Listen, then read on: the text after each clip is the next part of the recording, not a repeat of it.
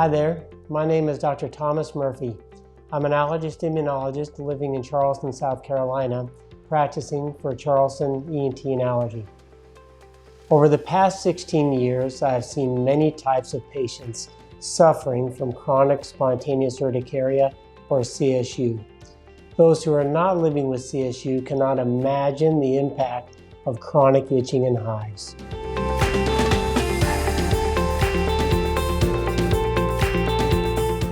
Young, old, male, female, CSU is a debilitating disease regardless of a person's age or gender. However, roughly 2/3 of my patients with CSU are women. Although I see female CSU patients of all ages, the average age is about 40 years old, which is reflective of clinical studies.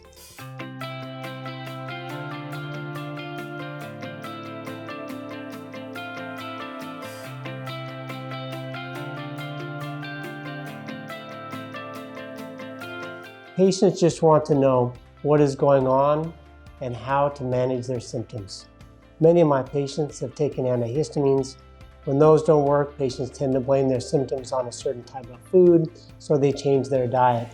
Then there's laundry detergent. They tend to change brands and rethink everything that might touch their skin. But none of these approaches get to the root cause of their symptoms.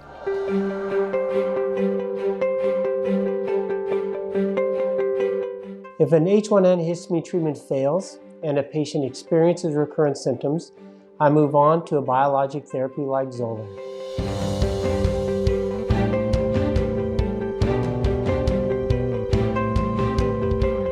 One of the reasons we don't do so right away is because we have to wait until a patient fails an H1 antihistamine.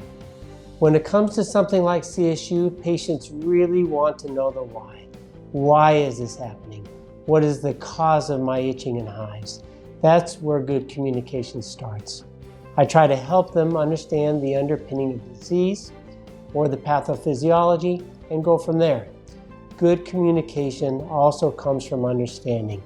It's important to understand where the patient has been, what they've been through, and how their experiences have changed their perspective. For example, many of my female patients have expressed they were told their hives were simply stress-related. Acquiring the background of what they've been through in their journey is key. By addressing that right off the bat, during the very first conversation, we can approach a new treatment plan as a fresh start and begin a journey to find relief together. Setting those expectations is key. For my patients, when H1 antihistamines have failed, the next step in treatment plan is Zolair.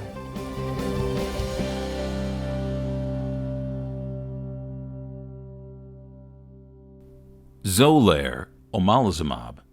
Indication and important safety information.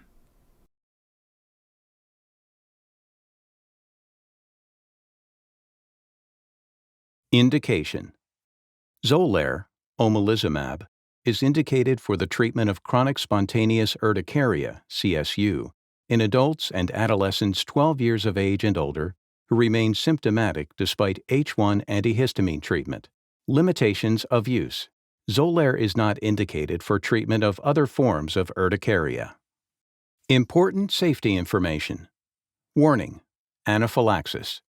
Anaphylaxis presenting as bronchospasm, hypotension, syncope, urticaria, and/or angioedema of the throat or tongue has been reported to occur after administration of Zolair. Anaphylaxis has occurred as early as after the first dose of Zolair, but also has occurred beyond 1 year after beginning regularly administered treatment. Because of the risk of anaphylaxis, initiate Zolair therapy in a healthcare setting and closely observe patients for an appropriate period of time after Zolair administration. Healthcare providers administering Zolair should be prepared to manage anaphylaxis, which can be life-threatening, inform patients of the signs and symptoms of anaphylaxis, and instruct them to seek immediate medical care should symptoms occur. Selection of patients for self-administration of Zolair should be based on criteria to mitigate risk from anaphylaxis. Contraindications. Zolair is contraindicated in patients with a severe hypersensitivity reaction to Zolair or to any ingredient of Zolair. Warnings and precautions. Anaphylaxis. Anaphylaxis has been reported to occur after administration of Zolair in pre-marketing clinical trials and in post-marketing spontaneous reports.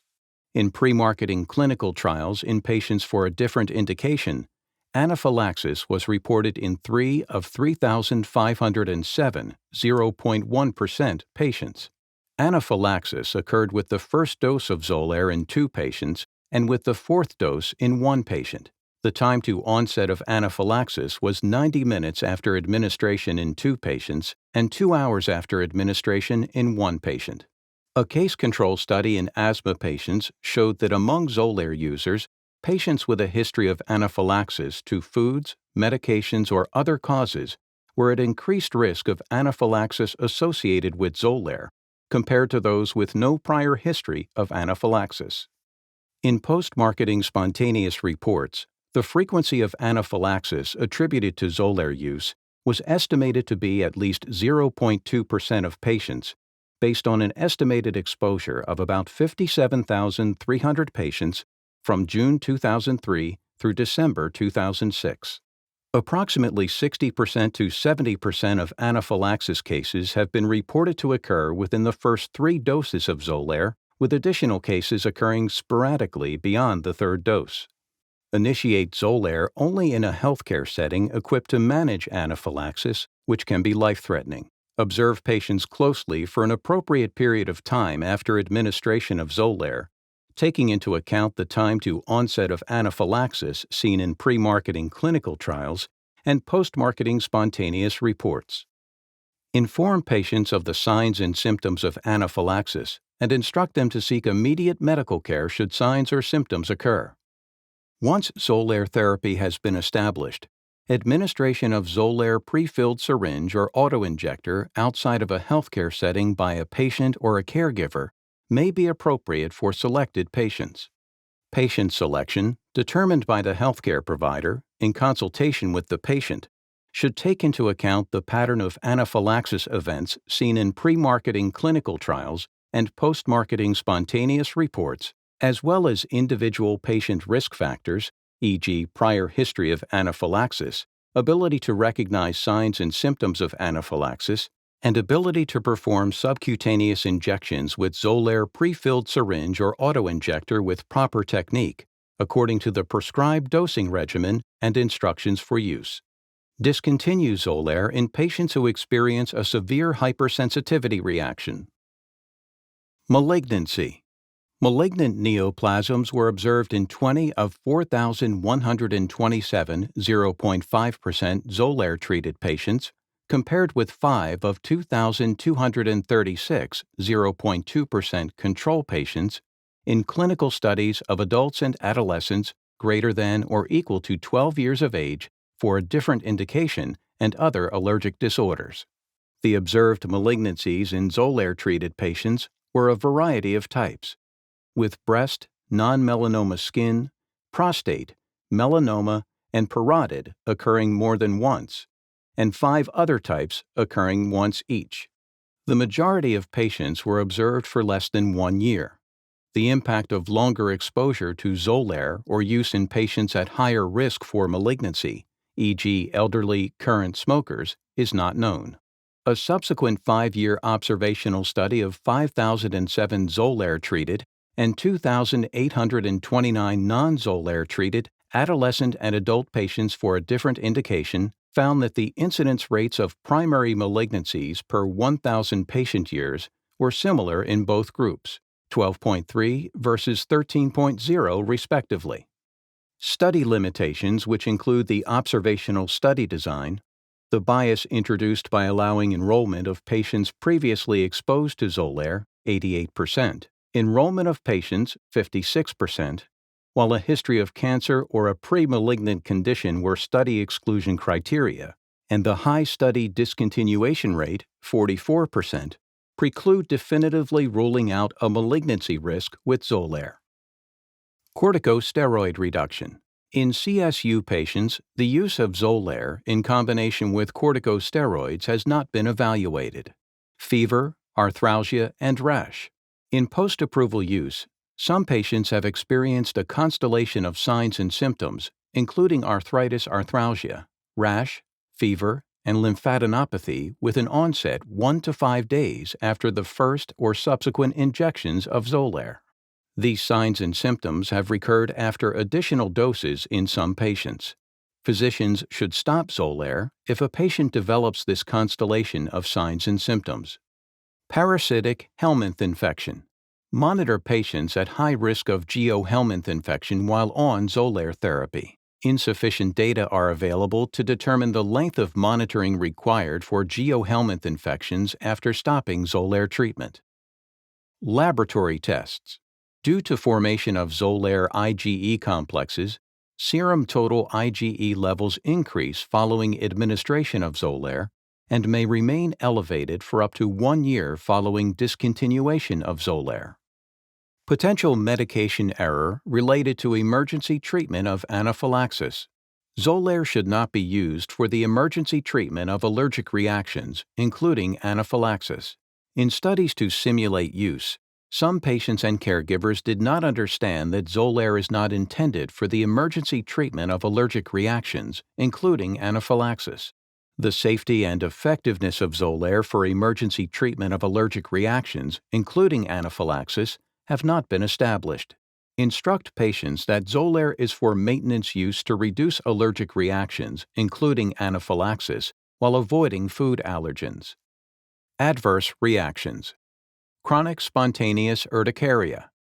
The most common adverse reactions, greater than or equal to 2% incidence in Zolair-treated patients and more frequent than in placebo, for Zolair 150 mg and 300 mg respectively, included headache, 12%, 6%, nasopharyngitis, 9%, 7%, arthralgia, 3%, 3%, viral upper respiratory infection, 2%, 1%, nausea, 1%, 3%, sinusitis, 1%, 5%, upper respiratory tract infection, 1%, 3%, and cough, 1%, 2%. Injection site reactions. Injection site reactions of any severity occurred in more Zolair-treated patients, 11 patients, 2.7% at 300 mg, 1 patient, 0.6% at 150 mg, compared with 2 placebo-treated patients, 0.8%. The types of injection site reactions included swelling, erythema, pain, bruising, itching, bleeding, and urticaria. None of the events resulted in study discontinuation or treatment interruption. Injection site reactions in healthy adults. In an open-label trial in healthy adults, in which the 300 mg 2 ml autoinjector was compared to the 300 mg 2 ml pre-filled syringe, injection site reactions, e.g. induration, pain, erythema, hemorrhage, swelling, discomfort, bruising, hypoesthesia, edema, pruritus, were observed in 24%, 16 out of 66, of subjects treated with the autoinjector, compared with 14%, 9 out of 64, of subjects treated with the pre-filled syringe. Cardiovascular and cerebrovascular events from clinical studies for a different indication. A 5-year observational study was conducted in 5,007 Zolair-treated and 2,829 non-Zolair-treated patients, greater than or equal to 12 years of age for a different indication, to evaluate the long-term safety of Zolair, including the risk of malignancy. Similar percentages of patients in both cohorts were current 5% or former smokers 29%. Patients had a mean age of 45 years and were followed for a mean of 3.7 years. More Zolair-treated patients were diagnosed with a severe form of the condition studied, 50%, compared to the non-Zolair-treated patients, 23%. A higher incidence rate per 1,000 patient years of overall cardiovascular and cerebrovascular serious adverse events, SAEs, was observed in Zolair-treated patients, 13.4, compared to non-Zolair-treated patients, 8.1. Increases in rates were observed for transient ischemic attack, 0.7 versus 0.1, myocardial infarction, 2.1 versus 0.8, pulmonary hypertension, 0.5 versus 0, pulmonary embolism, venous thrombosis, 3.2 versus 1.5, and unstable angina, 2.2 versus 1.4, while the rates observed for ischemic stroke and cardiovascular death were similar among both study cohorts. The results suggest a potential increased risk of serious cardiovascular and cerebrovascular events in patients treated with Zolair. However, the observational study design, the inclusion of patients previously exposed to Zolair, 88% for a mean of 8 months, baseline imbalances in cardiovascular risk factors between the treatment groups, an inability to adjust for unmeasured risk factors, and the high study discontinuation rate, 44%, limit the ability to quantify the magnitude of the risk. Pregnancy. Data with Zolair use in pregnant women are insufficient to inform on drug-associated risk.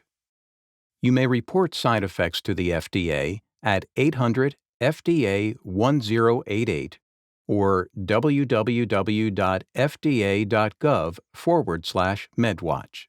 You may also report side effects to Genentech at 888-835-2555 or Novartis Pharmaceuticals Corporation at 888-669-6682. Please see full prescribing information, including boxed warning and medication guide, for additional important safety information.